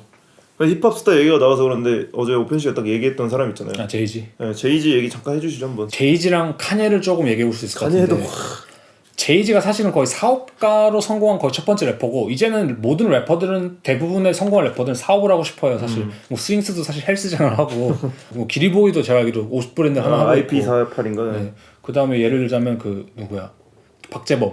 그 사람도 이제 제이팍도 지금 소주 산업인가 그걸 하고 있는데 사실 제이지가 이미 다 한 거거든요 대부분은. 그래서 제이지가 사용했던 워딩들이 다 그런 거예요. 너가 지금 하고 있는 건 다 내가 했고 넌 나 따라하는 거 나는 아류다 뭐 오토튠 내가 이미 다 썼다 뭐 이런 식으로 하는 것처럼 있는데 그래서 가사 하나 뽑아왔어요. 이것도 패션이랑 되게 연관해서 재밌는데 I'm just a runway show. 난 runway show다. But I wear that so my plane. 나는 근데 그걸 내 비행기 안에서 입는다. 그러니까 런웨이에서 보는 걸 난 내 비행기에서 입는다. This my runway show clothes. 그러니까 이 런웨이에서 입었던 내 옷들 그 캐시미어 스웨트 they come out next year but this my last year sweat. 그러니까 내가 찍고 있는 캐시미어 스웨터는 내가 작년에 입은 거지만 내가 작년에 입은 거지만 너네한테는 내년에 나올 스웨터다. 그만큼 나는 빠르다.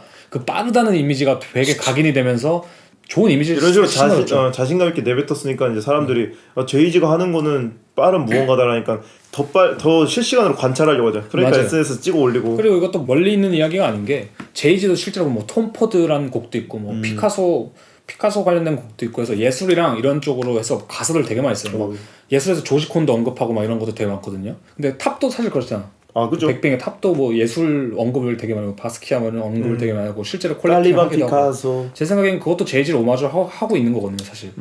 이게 재밌는 거는 근데 포브스는 제이지의 수조 원의 재산을 분석하면서 그의 재산 중 4억 2,500만 달러 그러니까 약 4,800억 원은 우버 그다음 기리 우유 회사 오틀리 그다음 보험 스타트업 에토스 뭐 일론 머스크의 스페이스X 등 뭐 엄청 다양한 그 장르로 뻗어나가서 얘가 사업을 하고 있고 그 다음에 뭐 그가 보유한 개인 음원권은 2억 달러고 뭐 아내 비욘세와 함께 예술품 및 부동산에 오랜 기간 동안 적극적으로 투자해서 이제 지금 가지고 있는 돈은 또 뭐 약 1억 1,400억 원에 달한다. 그러니까 여기서 사실 보여주는 게 제이지가 사업을 성공시키는 방식도 보면은 단순히 그냥 자기가 하는 랩해서 뭐 이걸 파는 게 아니라 뭐 그 돈을 통해서 뭐 다른 데 투자한 거긴 한데 어쨌든 그 범위들이 되게 다양하고 그것도 자신 음악에서 언급을 함으로써 더 활성화시키고 일론 머스크도 비슷하거든요. 일론 머스크가 그 테슬라랑 자신 스페이스X 그 사업을 번창시키는 방식이 자신이 사업을 하고 있다는 걸 되게 우회적으로 알려요. 예를 들자면은 최근에 그런 게 있거든요. 나는 비트코인이 채굴하는 게 지구를 망치기 때문에 친환경 에너지로 그것을 생산한다면은 테슬라를 비트코인으로도 팔 의향이 있다. 그런데 사람들이 난리 났지. 이제 또 지랄을 한다. 일론 머스크. 근데 일론 머스크도 지금 되게 장난 잘 치죠. 근데 그 이면에 사람들 분석했을 때 얘가 왜 이런 걸 했고 다시 결국 풀었어요. 판다고. 근데 왜 그럴까 했을 때 분석을 그렇게 하더라고요. 실제로 일론 머스크가 친환경 에너지 사업을 하고 있거든. 자기 걸로 또 끌어오기 위해 네트워크의 숨김을. 그 다음에 테슬라 이거 전기차 하는데 그 테슬라 전기차 이 재질이나 이런 그 만들 때 쓴 재료가 우주선 만들 때 쓰는 재료래요. 근데 그게 우주선만 만들려고 쓰려면 이게 비싸니까 그치. 테슬라를 살 때 그걸 씀으로써 사람들이 더 많이 쓰게 하는 거야. 그래서 더 싸게 만들고 뭐 백종원 씨가 하는 거랑 비슷한 거죠. 근데 그런 식으로 봤을 때 내가 단순히 우주에 가고 싶다고 할 수 있는 것도 아니고 내가 단순히 뭐 비트코인 돈을 벌 수 있다고 비트코인만 하면 안 되는 세상인 거야. 요즘에는 이것들이 서로 이제 다 연결이 돼 있다 이거죠. 그래서 제이지도 뭐 비슷한 맥락을 좀 그런 부분이 있고 아까 말했던 이제 트렌드의 속도. 카니에 웨스트 뭐 말할 것도 없이 패션에 뭐 이지 부스트는 뭐 거의 이번에 패션 카니에 웨스트가 그 누구죠? 갭이랑 한 것도 난리가 소문 나는 순간부터 지금 벌써 갭 그 뭐죠? 주식 그 맞아요. 떡상했다고 하잖아요. 소위. 그 작년인가 그 재작년에 발표가 나는데 그때 뭐 얼마가 올랐다고 시가총액이 아무튼 엄청나게 올랐다고 하더라고요. 어쨌든 간에 저희가 그러면 말했던 게 다 그거잖아요. 뭐 이제 얘가 뭐 패션을 사용하고 뭐 어떤 문화를 사용하고 뭐 다른 걸 사용하고 하는데 이거를 이제 굳이 말하자면은 저는 전유 예술이라고 하는 장르가 있거든요. 사실. 그쵸. 전유 예술은 약간 개념 미술이랑 많이 맞닿아 있는 장르인데 전유 예술이란 건 이제 굳이 말하자면 일상성을 극복하기 위해 앙리 르페르브가 개진한 개념으로서 전유 예술은 다른 예술 작품의 소재를 원본의 문맥과 다르게 자기 작품에 원용하여 사용하는 것으로 인용이나 표절과는 다른 개념으로 뭐 이는 기본적으로 작품의 원본, 진본, 저자의 문제를 제기하는 근대의 회화의 전통적 문제의식과 맞닿아 있다. 그래서 recontextualize라고 해서 재문맥화, 새로운 문맥을 만들어내는 것과 되게 밀접하게 연관되고 큐레이팅과도 사실 밀접한 관계죠. 왜냐면 큐레이팅이라는 것도 작품을 이게 모아가지고 새로운 문맥 안에 넣는 거잖아요. 뭐 그런 식으로 이제 전유 예술이라고 표현이 되는데 이런 말이 있어요 사실. 그 여기도 보면은 First it must be bleached. That is to say, its own color must be taken out of it. 이게 뭐냐면 이제 처음에 이것은 탈색돼야 되고, 그러니까 말하자면 이 색깔을 뺏어야 된다. And that it must be dyed. That is to say, another color must be imposed on it. 그러니까 이것은 그리고 다시 염색돼야 되고, 그 새로운 색깔이 올라가야 된다. 그 위로. 그러니까 이게 약간 전유 예술이라고 생각하면 될 것 같아요. 그러니까 뒷샹이랑은 조금 다른 게 제 생각에는 전유 예술은 조금 더 그 예술 자체에 있는 논리 에서의 약간 인사이드 조크 같은 걸로 더 맞닿아 있는 거라는 거죠. 그러니까 변기는 좀 더 포괄적인 질문이었다면 전유 예술이란 거는 악마는 프라다를 입는다. 그다음 어떤 예술가의 작업, 그다음에 자신이 생각하는 어떤 텍스트의 작업 세 개를 합치면서 그 새로운 맥락을 생성해내는 약간 뭐랄까 여러 가지 패치워크를 한다고 생각하면 될 것 같아요. 패치워크로 옷을 만드는 느낌? 발터 베냐민도 그 아까 말했던 아케이드 프로젝트에서 되게 특징적인 글쓰기 방식이 그거래요. 그러니까 어떤 서사나 원인과 결과를 그러니까 내미는 게 아닌 자신이 생각한 키워드들 있잖아요. 그 도시에서 발견한 키워드들을 병렬식으로 나열한다고 하거든요. 근데 토비아스 카스파르의 이제 카탈로그에서 제일 많이 나오는 영단어 중 하나가 병렬이었어요. 병렬하잖아요. 그러니까 자기 작업을 뭔가 그 전유한다고 하는 게 저는 그런 것 같아요. 그러니까 맞아요. 병렬이에요. 네, 사진 하나를 놓고 거기에 글을 놓고 우리 다른 어떤 스웨터를 놓고 그러니까 이런 식으로 계속 배치함으로써 근데 그게 다 자신의 것이라기보다는 다 다른 데서 온 것들을 조합하는 거잖아. 그죠. 그러니까 최근에 이제 한병철 그 철학가의 책을 이제 사칸 씨가 읽고 있다고 해서 그때 한번 말했었잖아요. 그 얘기에 대해서. 한병철 철학가도 스타일이 제가 볼 때는 하나의 거대 담론을 만들어 놓고 거기 끼워 맞추는 그런 느낌이라기보다 그러니까 그걸로 상황을 설명하기보다는 많은 현상들로부터 하나의 기결을 만드는 거에 가깝거든요. 맞아. 사실 그게 토비아스 카스퍼의 작업이랑 비슷하다고 생각해요. 맞아. 여러 가지 레퍼런스들을 중첩시켜서 결국 자기가 하고 싶은 그 맥락을 만들어내는 거. 맞아. 이게 단순히 발터 벤야민이 그렇다, 뭐 한명철 철학자가 그렇다, 뭐 토비아스 카스퍼가 그렇다가 아니라 요즘에는 대부분 그런 것 같아요. 맞아요. 요즘엔 대부분 내가 아이덴티티가 생성되는 방식도 나는 이걸 좋아해서 이걸 보는 게 아니라 유튜브 약간 빅데이터로 생각하면 얘는 이것도 보고 저것도 보고 저것도 보고 저것도 보고 이게 합쳐서 하나의 맥락으로 탄생하는 거잖아요. 맞아. 그런 거 봤을 때 이런 병렬이라는 말이 되게 좋은 거 같은데 토비아스 카스퍼의 작업은 진짜 병렬이에요. 근데 중요한 거는 그 병렬을 하려고 찾아내는 소재들이 너무나도 참신하고 그다음에 아까 윤현기 얘기했던 것처럼 되게 깊은 꽤나 맞아 전문적인 꽤나 전문적으로 다른 사람들은 절대 생각하지 않을 법한. 맞아. 그러니까 사실은 그런 거잖아. 뭐 내가 자본주의를 비판한답시고 뭐 샤넬이랑 콜라보를 한다. 이거는 전유예술이다 볼 수 없고 왜냐면 이건 솔직히 까놓고 말하면 얕아요. 누구나 할 수 있는 거야. 근데 토비아스 카스퍼가 이게 꼬아내는 방식이 사실 되게 정교하고 그게 사실 재밌어서 토비아스 카스퍼가 작업이 좋은 거 같거든요. 제가 볼 때는 가져다 쓰는 그 재료들이 맞아. 사실 그런 말 하잖아요. 좋은 작업을 만드는 거, 좋은 음식을 만드는 거는 뭐 내 요리 실력도 중요하지만 재료가 신선해야 된다. 맞아. 그러니까 토비아스 카스퍼는 좀 재료가 신선한 맞아. 재료를 잘 고르죠, 진짜. 근데 그 재료가 신선한 음식들의 보통 특징들이 아주 밋밋한데? 라고 좀 생각이 들 수 있잖아. 본연의 맛을 살린다 생각했을 때. 맞아. 근데 토비아스 카스퍼 작업이 딱 그런 느낌이야. 되게 자극적이지 않고 맞아. 그러니까 밋밋하지만 되게 깊은 맛. 맞아. 그래서 여기서도 이제 토비아스 카스퍼가 실제로 말한 것 중에 이제 I like dressing up, jumping into new roles. I also like to be able to change a signature style drastically. 그러니까 나는 새로운 방식으로 옷을 입는 걸 좋아하고 새로운 역할로 뛰어든 걸 좋아한다. 나는 어떤 시그니처 스타일을 되게 극적으로 바꿔내는 걸 좋아한다. 이게 딱 전유예술 그리고 토비아스 카스퍼의 작업이 좀 추구하는 방식과 되게 맞닿아 있는 것 같아요. 그래서 여기서 이제 점점 더 나아가야 되는 게 그러면 이게 어떻게 성취되느냐 이걸 봤을 때 제 생각에 카스퍼 작업에 아까 계속 언급을 했는데 가장 큰 특징이 이 거리감이에요. 우리가 아까 말한 그 얘는 비판적 거리감을 상정하고 거기서 야 요즘 산업이 이래 보이지 이게 아니라 나 여기 있는데 이상하지 않아? 막 약간 맞아 그런 느낌이에요. 느낌이죠. 내가 이미 들어가 있는 거야. 약간 맞아. 굳이 말하자면 이제 그거 언더커버라고 하잖아요. 맞아. 그 영화 언더커버 느낌. 영화 신세계에서 약간 이정재 같은 느낌. 맞아. 근데 결론적으로 아주 이정재가 보스거든. 그죠. 약간 그런 느낌처럼. 그러면 이제 관객이 헷갈리는 거지. 얘 진짜 그 마음인가 막 이런 거. 뭐 신세계는 적극적으로 들어가긴 했지만. 맞아. 근데 신세계 마지막에 모르잖아. 거기서 자연스럽게 담배 피우고 이자성이. 그죠. 그래서 쿤스탈레 베른에서 열린 이제 그의 전시 미드 커리어 페인팅스라는 전시가 있었는데 그래서 큐레이터 카펜터가 그런 말을 해요. 그래서 내가 의도하는 바를 직접적으로 말하는 위험을 감수하고 말하자면 내 생각에 새로운 혁명적 주체는 이미 존재하는 그룹 내에서 새롭게 형성되는 새로운 그룹일 것이다. 한마디로 그 안에 속해 있는 그룹에서 나온다는 거죠. 예를 들면 그 우리가 약간 저번 시간에 한번 얘기했었던 것 같은데 그 사카린 씨가 이제 졸업자를 대상으로 하는 그 세미나에서 그 어떤 그래프를 그려준 게 있었잖아요. 네, 맞아. 근데 그것도 가만히 보면 안에 들어가 있는 건 맞아요. 그러면서 그 안에서 걸치면서 조금 걸치면서 이상하게 만들어 바꾸는 거죠. 여드름처럼. 네, 맞아요. 툭 튀어나오게. 그래서 그런 것들이 있는 것처럼 예를 들면 그래서 토비아스 카스퍼는 개념 미술 그 맥락에 속하는데 다르게 풀어낸 게 자신의 거리감을 없애서 들어간다는 게 왠지 다른 것 같아요. 근데 이게 이 거리감이 작동하는 방식을 또 차용을 한 게 저는 패션에서의 거리감 방식으로 생각합니다. 패션이 일상에 침투할 수 있는 방식이 점점 더 교묘해지고 더 어떻게 나쁘게 말하면 우리 욕망을 더 자극하기 위해서 침투한다고 볼 수 있거든요. 이런 점에서 되게 제 생각에 똑똑하다고 생각한 게 이제 버질 아블로예요. 그 사람이 이제 오프화이트에 이 사람이 사실 논란이 많은 사람이에요.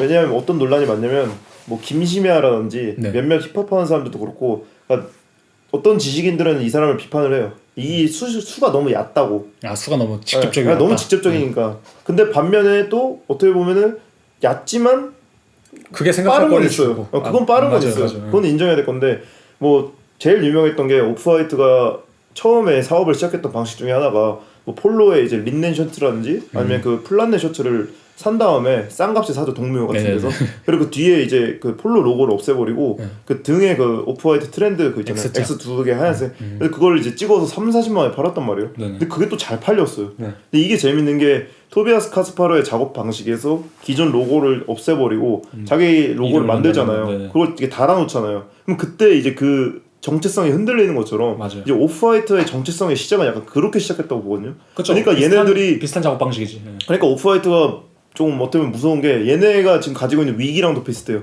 얘네가 가지고 있는 위기가 얘네 아이덴티티가 애매해요. 아이덴티티가 애매하다면 놈코랑 비슷한 건데 어.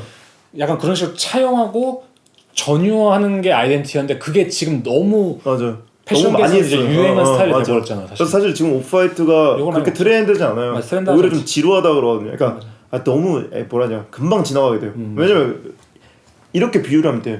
얘는 급류에서 물살을 잘 타는 카누자 하는 사람인 거죠.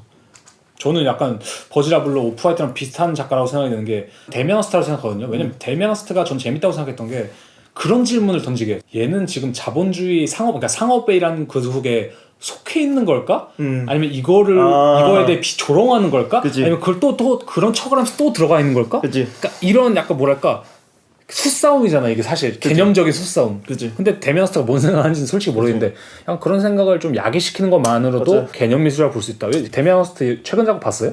최근 건 뭐였죠? 최근- 나비 같은 거요? 아니, 나비 말고 요번에 공개를 했는지 아닌지 모르겠는데 뭐 사진들은 있어요. 인터넷 치면 그럼 올려두면 좋을 것 같은데 무슨 동양식으로 벚꽃을 엄청 그렸어요. 네.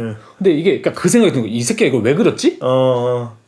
중요한 건 잘 팔릴 것 같아. 그리고 그러니까. 그러면 이게 오징어 게임이 유행하는 이 마당에 이걸 비판 뭐 여러 가지 생각이 들잖아. 그치. 근데 제 생각엔 그런 의미에서 데미안스트는 의도하든 의도하지 않든 그 시스템에 들어감으로써 오히려 더 거리감이 생기게 만드는. 그죠. 실제로 거기서 이런 평이 있어요. 그래서 그 토베스 작업 전시나 이런 평을 하면서 display that makes something visible and has it distance the viewer. 그러니까 관람객과 거리를 뒀는데도 불구하고 더 가시적으로 되는 그 역설인 거잖아요 이게. 이게 그거네 비슷하네요. 그 오프화이트에서 따옴표. 그러니까 이게 거리를 맞네. 만들어 버리는데 역설적으로. 그 다운표 한번 설명해 주시면 좋을 것 같아요. 그러니까 이게 모르시는 분들 제일 있으니까. 유명한 게 그거죠. 그 나이키랑 콜라보했던 스니커가 유명했잖아요. 네네. 그 한국의 사사라고 하는 그 작가 아시죠? 예. 그분도 이제 그 스니커들을 전시를 했었어요. 네. 근데 그게 웃긴 게 뭐냐면 그 따옴표가 항상 이제 버질러가 말하니까요. 그게 더 대명사의 뜻이잖아요. 따옴표가 붙는 순간 대명사. 그 하나의 객체로서 이렇게 딱 붕 뜬단 말이에요. 근데 나이키라는 것이나 에어포스, 블레이저 이름이 그리고 다르죠. 이것들은 덩크 뭐. 너무나 유명해서 우리가 그냥 자연스럽게 받아들인 거예요. 근데 맞아. 거기에 이제 따옴표. 따옴표를 붙이는 순간 그 캐릭터들의 객체들이 붕 뜬다고 생각을 해서 항상 그런 식으로 이야기를 했단 말이에요. 맞아. 근데 이게 지금 토비아스가 말한 그 약간 거리두기 하기 뭐 이런 거리두기 느낌. 했는데 알고 보니 더 더 가까워지는 가까워지고. 약간 세계를 짜그만 방이라고 생각했는데 얘가 지금까지 그냥 저기 있는 애인 줄 알았는데 갑자기 어느 날 보니까 되게 가까워 있는 거예요. 그러니까 이런 느낌인 거죠. 따옴표를 붙이는 순간 맞아요. 얘가 블레이저가 이렇게 맞아 나랑 이렇게 유명했었지. 맞아. 이런 걸 그렇게 확 체감하게 된다는 거죠. 맞아. 그래서 보면은 버질러블로 뭐 인터뷰 같은 거 보면은 이 사람이 이제 영감을 많이 받는 게 어쨌든 스트릿 브랜드잖아요. 그러니까 스트릿이라는 개념인데 건축을 했잖아요. 원래 이제 건축 전공을 건축 했는데 전공했어요. 보면은 되게 구조물에 관심이 많단 말이에요. 그래서 보면 이제 오프화이트의 첫 그 시그니처도 횡단보도에 그 흰 줄이 있잖아요. 네. 그러니까 일상에서 무언가를 따오는데 이런 부분들이 우리가 지금까지 길거면서 보고 있던 당연한 무늬들이란 말이에요. 그렇죠. 근데 이런 것들을 이제 메이크업, 패션이란 트렌드에 딱 집어넣는 순간 다시 확 눈에 띄게 되는 거죠. 이 우리가 지금 하는 맥락에서 중요한 거는 그거 같아요. 확실히 어딘가에 속한다는 그 개념이 무엇을 더 멀어지게 만든다는 그 그쵸. 개념을 좀 이해하면 되게 좋을 것 같거든요. 그쵸. 토비아스 카스퍼의 작업이 그쵸. 그렇기 때문에. 기표를 잘 쓰는 거죠.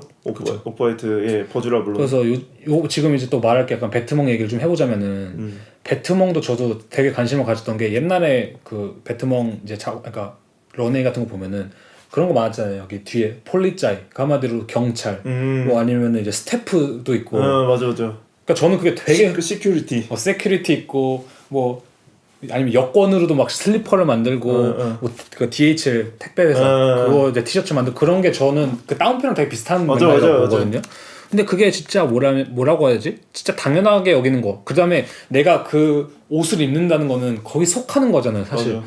참 이 개념이 좋았다 생각한 게 토베스 카스프랑 비슷한 건데 완전 그 옷이란 걸 그런데 속하게 함으로써 그걸 한 번 더 비판의 맞아. 대상으로 바라보게 만든 맞아. 거죠. 댐나가 하고자 하는 게 뭐였을까라고 생각했을 때 저는 공권력이나 아니면 회사라든지 이런 걸 되게 멀게 느끼잖아요. 근데 사실 그것이 가지는 환상성을 좀 부시는, 거리감을 좀 부시는 역할을 하지 않았나. 맞아. 역설적인 건 댐나가 운영하는 지금 그러니까 운영은 아니지만 소속해 있는 데가 발렌시아가라는 극하이 브랜드라고. 그쵸, 극하이 그게 브랜드. 되게 역설이죠. 맞아. 그리고 버질 라블로가 지금 루이비통의 맞아, 메인 디자인. 아트 디렉터라는 게 진짜 이게 바로 지금 패션이 미술이 하지 못하고 있는 전복을 시키고 있단 말이에요. 그래 정확 그거 아니야? 우리가 아까 이제 뭐라고 하지? 댐나도 사실 비판을 많이 받아서 되게 키치하다 아니면 되게 상업적이다. 그다음에 똑같은 맥락으로 버즈라블로도 너무 수가 보인다는 식으로 비판을 받잖아. 근데 그게 정확히 우리가 그런 예술을 볼 때 가하는 비판이거든요. 아니 이거 그냥 이런 거 하는 애네. 아, 그치. 근데 중요한 거는 얘가 모든 그 트렌드를 사실 성도하고 있다는 건 변함이 없는 거잖아. 그치. 그런 의미에서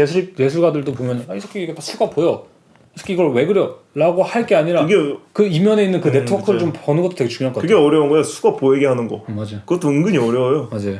그 저는 재밌는 게 그런 것 같아요. 이게 거리감이라는 게 또 무서운 게 그 배트몬 그 맥도날드 런웨이 있잖아요. 그게 무서운 게 뭐냐면 이게 2010년. 런웨이로 세워진 순간 내 옆에 있던 맥도날드 아저씨가 달라 보인다니까요. 아 맞아. 그게 진짜 무서운 거예요. 아, 내가 그거 지금까지 진짜 무서운 거예요? 멋있게 안 보던 DHL 입고 약간 그 아주 골병 걸린 맞아. 듯한 담배 피던 사람이 힙해 보인다는 게 그게 무서운 거라니까요. 그러니까 의문의 힙스터 된 사람 가 있는 거잖아. 어제 저희가 그저께였나? 피자집에서 피자 먹었었잖아요. 어플씨. 그때 옆에 DHL 직원 앉아있던 거 기억나세요? 오 맞아요. 저 솔직히 멋있었어요. 나이 새끼 배트몬 모델인가? 솔직히 멋있어요. 그리고 이제 하이엔드 브랜드에서도 모델들을 다양하게 촬영하잖아요. 특히 그죠. 댐나가 그런 점에서 약간 천재적이라고 생각하는 게 일상성으로 침투를 기가 막히게. 맞아. 그게 옛날 그거랑 다르. 예를 들면 칼 라거펠트 옛날 오티코트리 이런 거는 일상성이랑 이제 전형적으로 우리가 생각한 예술 한마디로 환상성 아니 일상과 분리된 어떤 그런 개념이 있었잖아요. 그래서 칼 라거펠트도 런웨이는 일상성을 위한 공간이 아니라 완전 판타지와 환상을 위한 공간이다라고 말했는데 요즘에는 그런 게 아니죠. 요즘엔 진짜 일반인적인 느낌 있는 거. 맞아. 옛날에 진짜 마르고 키 크고 맞아. 이런 모델들이 주로 이렇다면 요즘엔 별의별 사람 다 나오죠. 할아버지도 나오고 뭐 뚱뚱한 사람도 나오고 뭐 맞아. 쪽반 사람도 나오고 별의별 뭐 사람이 다 나오는데 그게 말씀하신 것처럼 이제 일상성으로 침투하는 그 맥락으로 볼 수 있겠죠. 그리고 그 패션 런웨이만 봐도 그 얼마나 많은 메커니즘이 섞여 있어요. 그냥 그 사람들이 돈 한두 푼 쓰는 게 아닌데 엄청난 생각을 가지고 있겠죠. 어느 정도는.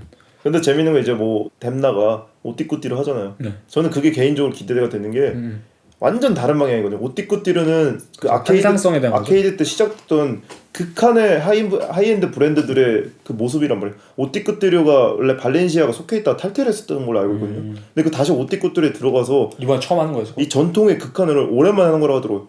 그걸 했다는 거에 대해서가 재밌는 게 얘는 배트몽으로 조지아주의 끝까지 보여줬으면 이제 갑자기 이 파리에서 도대체 뭘 보여주려고 하는 걸까.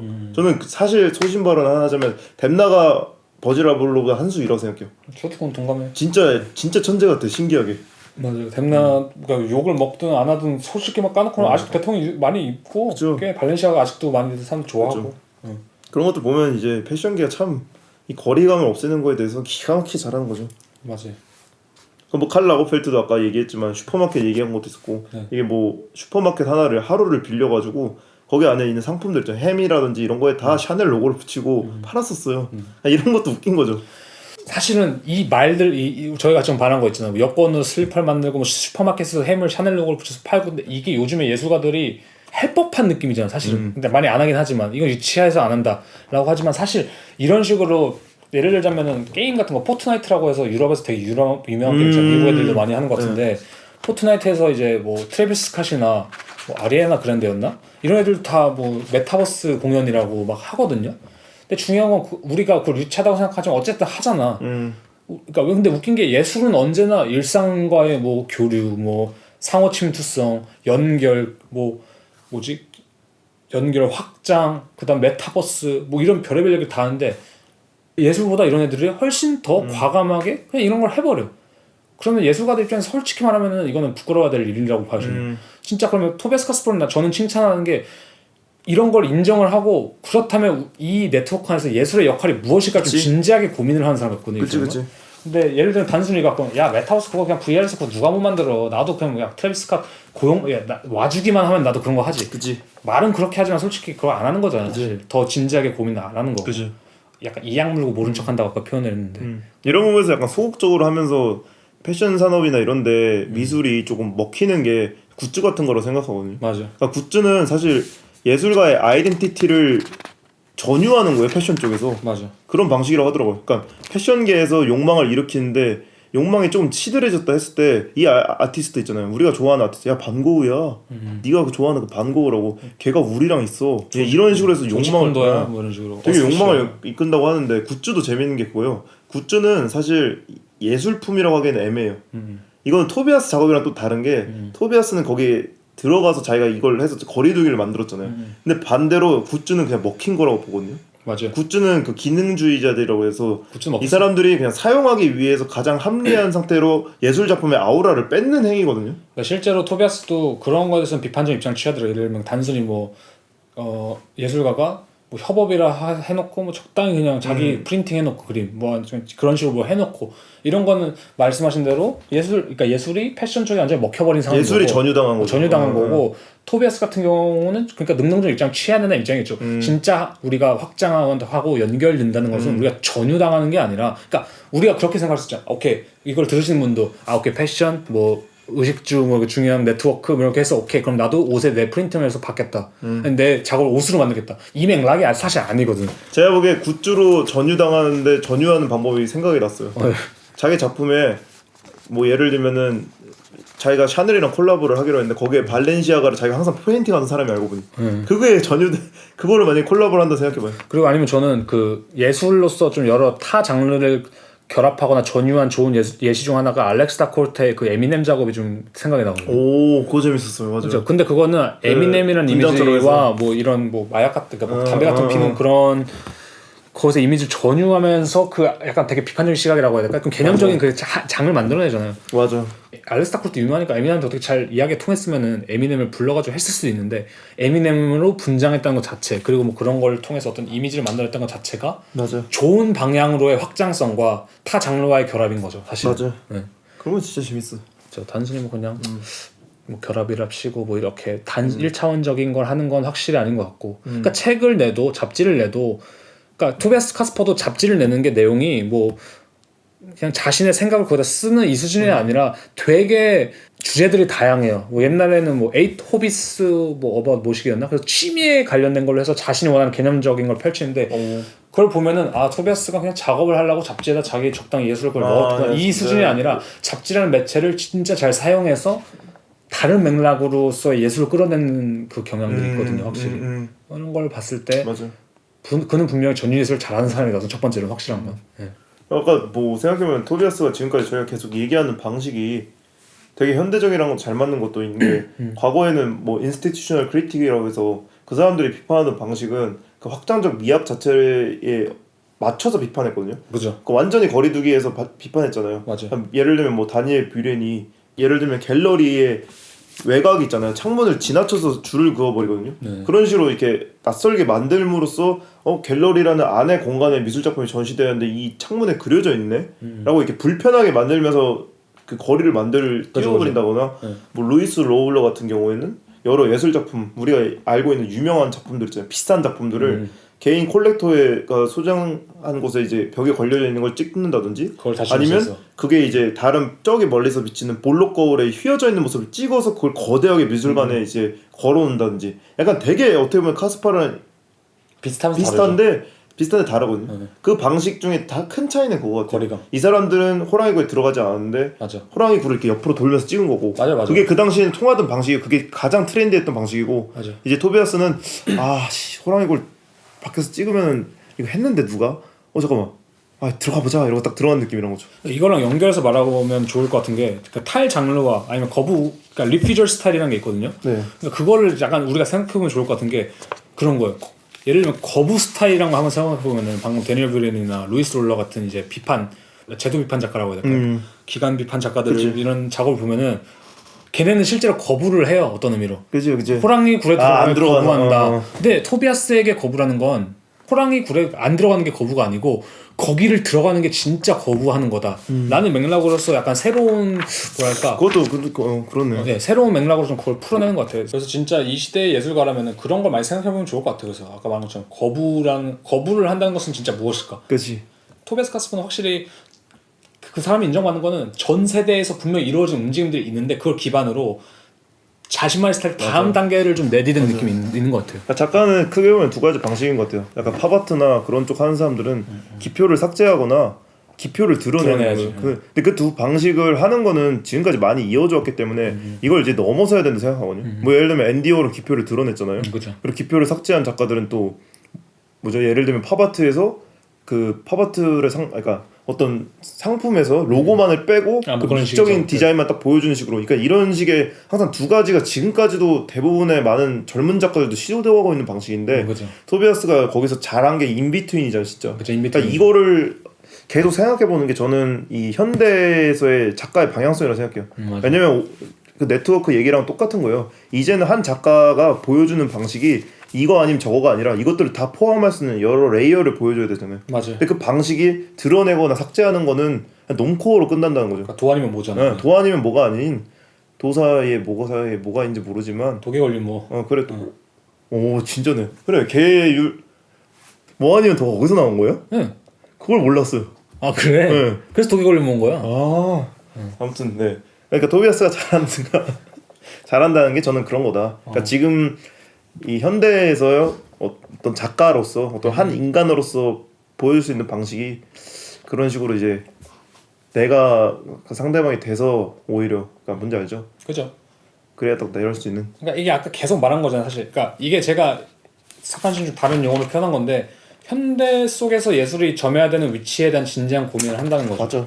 그러니까 저는 여기서 좀 잠시 하고 싶은 얘기가 뭐냐면은 그래서 결론적으로 제가 생각한 카스퍼 작업에 어떻게 보면 그냥 사진 개념 작업인데 뭐가 그렇게 다르냐라고 했을 때 그가 꽂이는 레퍼런스들 그다음 그가 사용하는 레퍼런스들이 대단히 실제적이고 그다음 실제로 기능하고 현실에서 기능하고 있는 것들이기 때문에 그의 작업을 보고 그것을 이해하면은 어떤 장이 형성된다고 생각해요. 저는 일시적인 장. 아까 저희가 뭐 전시 크리에이팅 얘기할 때 전시나 뭐 비엔날레 얘기했을 때 일시적인 플랫폼이었잖아요.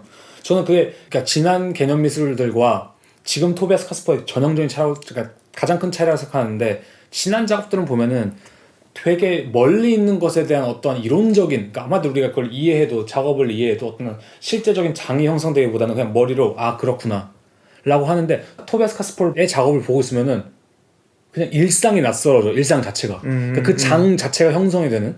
이건 제 생각이라서 좀 말하기가 좀 애매한데 예시로 들고 싶은 게 정희승 작가님이라고 이제 한국에 사진하는 분이 계신데 이번에 올해 작가상 후보였던. 네 맞아요. 이번에 올해 작가상 전시를 보고 전 되게 좋았어요 그게.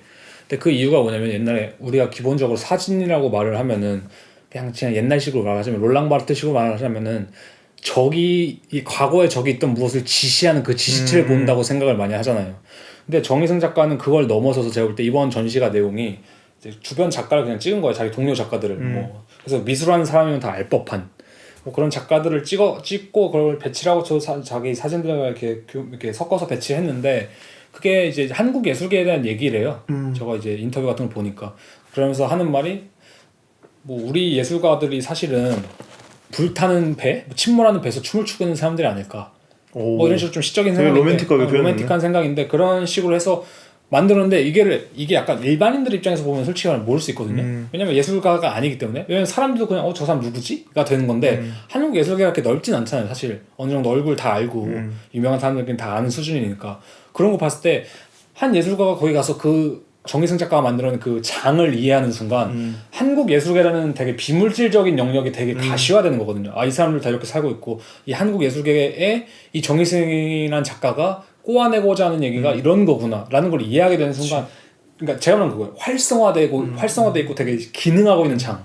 그러니까 예를 들면 럼피블루 스웨터랑 비슷한 거예요. 그러니까 내가 그냥 아까 그 스웨터를 집었는데 야 그 스웨터는 너 엄마 자본주의의 노예야? 이렇게 말하면 뭐 그런가 보다 하고 마는데 그 메릴 스트립의 말을 들어보면은 아 이게 이 스웨터가 기능하는 무엇을 느껴지잖아. 이미 막 응축된 무언가 응축된 진동하는 살아있는 욕망의 결정체처럼 막 그런 식으로 맞아. 보여주는데 토비아스 카스퍼의 작업들이 대부분 그런 맥락들이 좀 맞아, 많은 것 같아서 맞아. 되게 좋은 것 같아요. 맞아.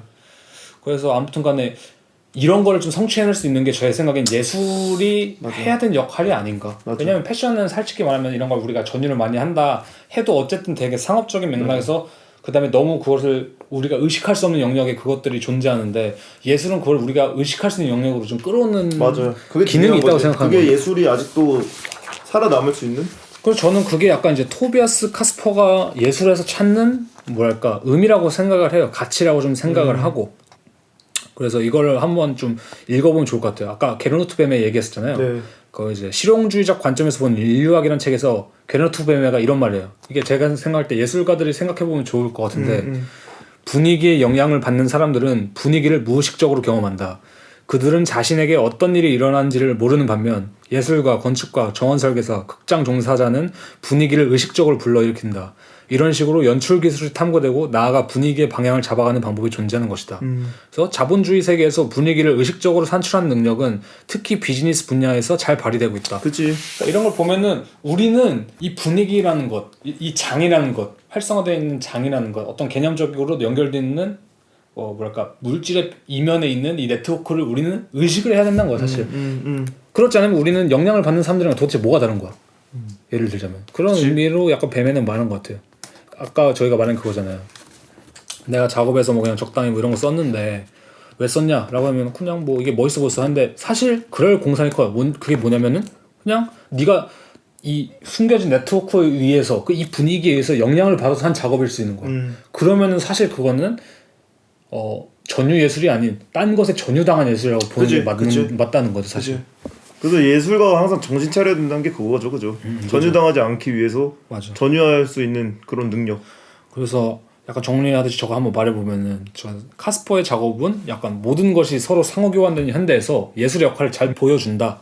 그리고 패션, 음악, 뭐 대중문화들이 서로 관계에 대한 가시성을 서로 드러내지 않고 상업적이고 자본적인 이익을 취할 때 그런 분위기 안에 대중들을 자연스럽게 편입시킬 때 카스퍼의 예술은 이게 뭔지 보여? 이런 식으로 너가 좋아하는 것 혹은 우리 주변에 약간 모든 것이 이렇게 생성되고 있는 거야 하고 이게 그 장을 한번 보여준 것 같아요. 그래서 예를 들자면은 카스퍼랑 비슷한 류로 약간 되게 이 숨겨져 있는 장을 드러내고 이 네트워크를 드러내는 걸 약간 피식대학 아세요 요즘에? 그죠. 유튜브에 피식대학을 좀 대표적인 예시로 들고 싶어요. 요번에 쇼미더머니 하는데 이제 임플란티드 키드 나왔었잖아요. 그게 진짜 장을 보여줬죠 뭔가. 그죠.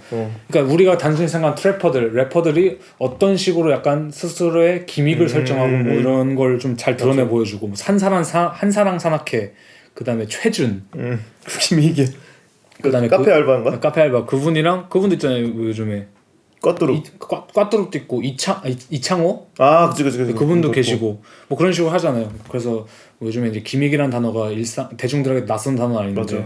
기믹이란 게 사실 그거잖아요. 미국에서 많이 사용되는 속어로 상품이나 인물 등에 관심을 끌기 위해 사용하는 특별한 전략 뭐 이런 것들을 뜻하는데 사실 저는 그들이 하는 행위들이 아니면 그 SNL의 여기자 저는 그게 진짜 쩌는 현대예술 중 하나였던 것 같아. 그러니까 뭔가 그 안에 편입됨으로써 맞아요. 그 안에 뭔가 논리들이 보이잖아. 맞아요. 예를 들자면 우리가 그 사람들 재밌다 하고 되게 많은 감명을 받는 이유가 한사랑 산악회든 뭐 옛날에 그거 아시죠? 그 90년대 패션 해서 2000년대 패션 해서 왔니? 막 하는 거 왔니. 그것도 보면은 맞아 이런 것들이 이렇게 생성되었었지 맞아. 뭐 이런 것들이 존재했지 이런 걸 우리가 의식하게 하기 때문에 저는 그게 그 분위기를 이렇게 되는 거죠. 예를 들면은 그 매드몬스터도 보면은 그 아이돌들에 대한 분위기를 일으키는 그 아이돌들이 이렇게 형성되는 거구나. 맞아. 그 예를 들면 그런 댓글들이 많잖아요. 와 진짜 이 하는 말투가 아이돌이랑 똑같다. 맞아. 저 매니저 형도 진짜 아이돌 맨날 매니저랑 저런 사람인데. 맞아. 그런 식으로 형성된 메커니즘이 되게 보여줘서 되게 재밌는 거죠. 관찰력이 좋아요. 그러니까 쟤는 개그맨들이나 개그우먼들이 되게 똑똑한 게 관찰력이 기가 막혀요. 예술가는 사실 관찰력도 중요하잖아요. 그리고 정확히 토비아스 카스퍼랑 똑같은 게 그 역할로 자신이 맞아. 쏙 들어가 버리잖아. 맞아. 근데 그러면서 더 멀어지고. 맞아. 그게 재밌는 거죠. 맞아. 간만에 한 작가로서의 선택으로 되게 좋은 것 같아요. 저도 그렇고 오펜 씨도 서로 하고 있는 작업에 대해서도 굉장히 가까운 주제잖아요. 맞아요. 오펜 씨는 지금 뭐 인사이드 좋고 좋아하잖아요. 인사이드 그리고 좋아하죠. 맥거핀. 맥거핀. 그리고 뒤에 그 무대 뒤라는 그런 맞아요. 설정 같은 백스테이지 것들 같은 거라든지 그런 것들을 그런 걸 좋아하고 때문에. 저도 뭐 기믹이라는 주제를 되게 좋아하는 맞아요. 사람으로서 네. 어떤 식으로 하면 기믹과 현실 사이에 약간 생채기를 드러낼까 약간 이런 것들 있잖아요. 뭐 실제로 그리고 이제 사카인 씨는 뭐 디지털 문화, 뭐 그런 거 힙합, 좋아하고. 패션 이쪽도 많이 관심을 가지고 계시고. 이런 부분에서 이제 토비아스 카스파르가 약간 저는 약간 토비아스 카스파르 어떤 느낌이냐면 의사 같은 느낌이기도 해요. 그러니까 이 수술대를 견고하게 잘 만드는 느낌? 수술대에서 진행하는 의복 수술 있잖아요. 네. 그걸 딱 보여준 느낌이기도 해요. 왜냐면은 이 사람이 저는 크로핑이라는 게 되게 재밌는 부분이고 크로핑에 대해서 조금 더 토비아스 작업을 할 때 좀 더 연구를 해볼 필요가 있다고 생각을 하는 게 크로핑은 자본주의 사회에서 보여주는 분위기를 만들기 위해 보여주는 사진의 조작이란 말이에요. 그러니까 편집이죠, 편집 네. 말고. 왜냐면 우리는 일상에서의 우리는 길거리에서 이런 뭐라죠? 전경을 크로핑할 수 없어요. 맞아. 그것들은 우리가 무의식적으로 다 보게 되는데 사진인이 무서운 것, 그러니까 자본주의에서의 광고나 이 디지털 스크린 안에서 드러나는 거는 다 크롭핑된 거란 말이에요. 이 어떤 설정된 무언가라는 거죠. 그죠. 근데 토비아스는 그 크롭핑된 걸 또 한 번 크롭핑한다는 게 바로 그 사람이 작업에서 되게 중요한 부분인 거죠. 뒤집는 걸 또 뒤집어서 보여준 것처럼. 그런 거죠. 자주 하는 방식이네요, 확실히 지금 생각해서 보면은. 그리고 뭐 예를 들면 직물들 있잖아요. 자수 같은 것들 이렇게 크게 전시했을 때 저는 이게 진짜 자수인 줄 알았어 처음엔. 근데 그것도 맞아, 저도 그걸 그랬어요. 찍어서 전시한 거잖아요. 맞아요. 이런 부분이 사실 자수 자체도 천외하는 이미지를 만들어낸 크로핑인데 그걸 또 사진으로 찍는다. 그런 것들 보면은 그런 방식 자체는 그 루이스 로울러 같은 옛날 과거 작가의 차용 방식을 좀 따른 거지만 맞아. 그 호랑이 굴에 들어가서 호랑이의 피부를 보여준 느낌? 그러니까 이걸 계속 말하잖아요, 저희가. 이 토비아스 카스퍼의 실천 자체는 사실 이전 시대의 사람들과 얼핏 보면 비슷해요. 미학적으로 어느 정도 비슷하고. 근데 뭐가 다르냐? 이걸 계속 저희가 말한 거죠. 이 뭐가 다르냐? 첫 번째로 아까 말했던 게 이 사람은 진짜 그 자신만의 독특한 그 레퍼런스를 갖다 쓰고, 두 번째로 이 직전의 메시지가 되게 솔직히 재밌어요. 참신하고. 그다음 그걸 실제로 그 안에 들어갔다 멀 떨어지게 만들고. 맞아. 그런 메커니즘의 차이도 있고. 그다음 장을 형성하고. 그죠. 것처럼. 그죠. 그런 게 좀 있는 것 같아요. 잘 키메라를 잘 만들고 있다. 맞아요. 키메라를. 그러니까 그런 거. 예를 들면 누군가는 옛날 작가들은 이게 패치워크를 해서 그냥 곰인형을 만들었는데 지금 토비아스 카스퍼는 패치워크를 해서 누더기 골렘을 만들어서 움직이게 만든 거야. 거의.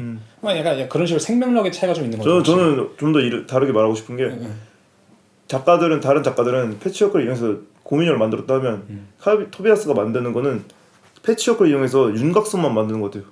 뭔지 아세요? 사각형의 윤곽선 할 때 이렇게 하잖아요. 네. 이렇게 하면 이 안에 뭔가 분위기는 형성돼요. 이 안에 네모가 있는지 동그라미 있는지 몰라요. 맞네. 이게 그 이창동 작가 어제 저희가 이동진 얘기한 것도 비슷하다 생각하냐? 구멍을 그린다는 게 선을 그리는 거지 이거 안에 구멍을 그리는 게 아니란 말이에요. 그죠. 그런 식으로 토비아스가 하는 게 약간 바느질도 비슷해요. 바느질 땀 따는 거 있잖아요. 그게 정확한 무언가를 만들어내지 않아요. 그냥 연결할 뿐이지. 윤곽선을 만들어내면서 분위기를 근데 만드는 그런 거죠. 느낌인 것 같아요. 제가 보기엔. 맞네. 그런 게 되게 재밌는 것 같고. 그래서 저는 확실히 좀 공부를 하면서 느낀 게 저도 잘 몰랐었다 했잖아요. 애초에 그냥 관심을 가지고 있던 작가인데 공부하고 느낀 게 저한테도 되게 많이 도움이 됐고 맞아요. 그다음 현대를 이해하는 좀 새로운 방식을 더 많이 이해하게 된 것 같아요. 저는. 맞아요. 예를 들면 뭐 스티브 잡스가 그런 말 했잖아요. 뭐 코딩을 배우면서 뭐 코딩을 배워야 된다. 왜냐 현대가 돌아가는 방식을 알기 때문에. 근데 그런 거랑 비슷하게 이 토비아스 카스퍼라든지 이런 그 패션 아니면 그 이면에 숨겨진 그 네트워크들과 그 작동 방식들을 저는 작가라면 알아야 된다고 생각해요. 맞아요. 왜냐 예술가가 더 이상 무관한 존재가 아니기 때문에. 저희 항상 얘기했었죠. 그 잡담 때 얘기했죠. 알아야 다른 거 할 수 있다. 이제 알아야 카스파르보다 더 좋은 작업 할 수 있다. 맞아요. 그러니까 거부 스타일도 거부를 한다는 거 똑같아요. 그냥 우리가 알고 있는 습관적인 거부를 하면 그게 거부가 아니라 아니지. 진짜 거부는 더 나아가서 거부를 해야 되는 거니까. 한층 더 복잡한 거부. 네. 굳이 말. 진짜 그래도 오랜만에 더듬이를 했는데 재밌게 한 것 같아요. 녹음하면서도. 맞아요. 재밌었어요. 저도 워낙 관심이 많은 분야고. 나 이게 시사를 받고 왜 재밌냐라고 했을 때 진짜 일상이랑 맞닿아 있으니까 할 얘기가 많잖아요. 맞아. 우리가 더 느껴지는 게 많고. 맞아. 그런 점에서 이런 우리가 이면 숨겨진 네트워크든 뭐 이런 것들이 진짜 우리 현실 언제나 주변에 있다는 거 우리가 잊으면 안 되겠구나. 뭐 이런 느낌 있잖아요. 맞아. 네, 그러면 오늘은 이제 녹음을 이 정도로 하고 네. 저희가 사실 토비아스 카스파르 1편이 굉장히 분량이 많잖아요. 지금 오펜 씨가 뽑아온 종이만 해도 거의 20장인데 이 분량을 하면서 뭐 2편으로 나눌지 아니면 너무 길면 3편으로까지 나눌 수 제 있지만 생각에 2편을 나눠줄 것 같아요. 왜냐면 저희도 하면서 좀 건너뛰었어요. 일부러 너무 많아서 이걸 다 말하면은 맞아요, 한도 맞아요. 끝도 없어서 이게. 맞아. 그래서 아마 2편 정도 나올 것 같은데 아마 이번에 저희가 어쨌든 일정상 업로드하는 게 둘째 주잖아요. 그러니까 한 주가 늦어졌죠. 네, 둘째 주 수요일이니까 아마 다음 편은 이제 또 토비아스 전시에 관한 이야기라면 이제 넷째 주 수요일로 하고 네. 앞으로 또 이렇게 2주 간격으로 해서 아마 둘째 주, 넷째 둘째 주, 넷째 주로 갈 것 같아요. 이렇게 해서 저희 계획은 이제 토비아스 하고 그다음에 또 다른 작가를 하게 될 것 같고 네네네. 앞으로는 좀 작가 얘기도 하면서 조금 더 저희 중간중간에 잡담도 끼고 그런 식으로 좀 게스트를 한번 섭외할 수 있으면 이제 섭외는 이제 방식으로 물색이 가나요? 게스트 물색? 그냥 물색 해야죠. 듣고 물색. 있는 분들 중에 한 분일 수도 있고 네. 네.